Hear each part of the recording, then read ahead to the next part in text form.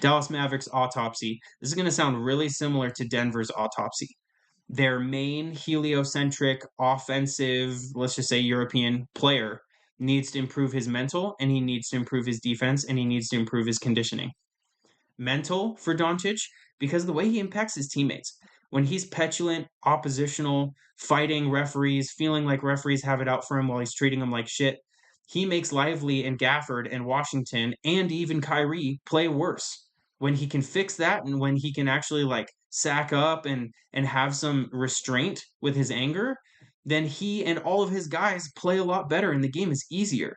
But he is enticing Kyrie to fight the fans. That bill came due for Boston, even though it looked really cool against OKC, who were teenagers this year.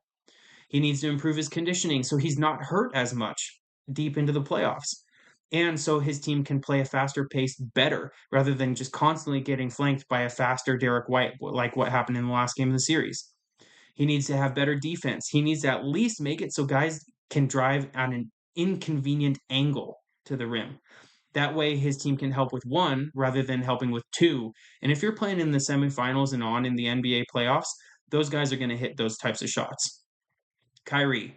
Kyrie needs to, like ignoring your annoying kid who's trying to just get your attention in a negative way, he needs to put the fans on extinction all year. Be used to never letting the fans know that he can hear them. The more that he and Doncic fought fans on the road, the more Boston fans were like, oh, he's listening. We're going to get at him. And they did. He now has two parts to his game, just two. He's not known for a defender. He's not a great like facilitator, so to speak, but he added facilitating and finding assists to and using his gravity to find three-point shooters to his game this year. He needs to add one more part to his game. Either become an excellent set player, like off of timeouts.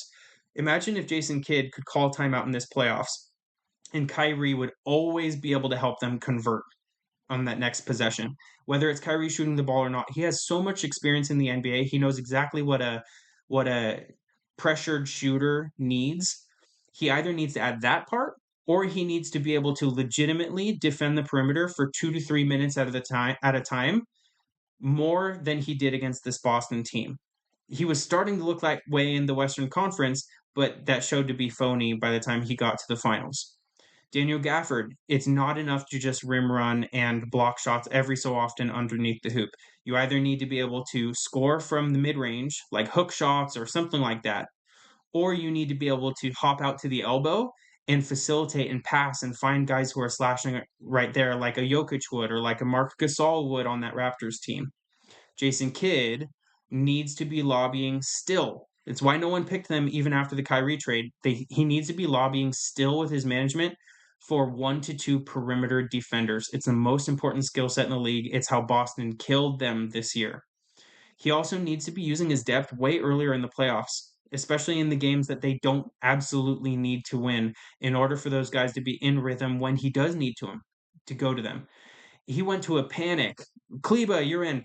Tim Hardaway Jr., you're in. Exum, you're in. Way too late in the postseason. Of course, those guys were ice cold, and of course, their minutes weren't great. Exum played a lot better than he really should have in those circumstances this year. That being said, I love that they got as far as they did because they were aggressive at the deadline, but there was a reason nobody picked them to win the title this year or to even go to the finals.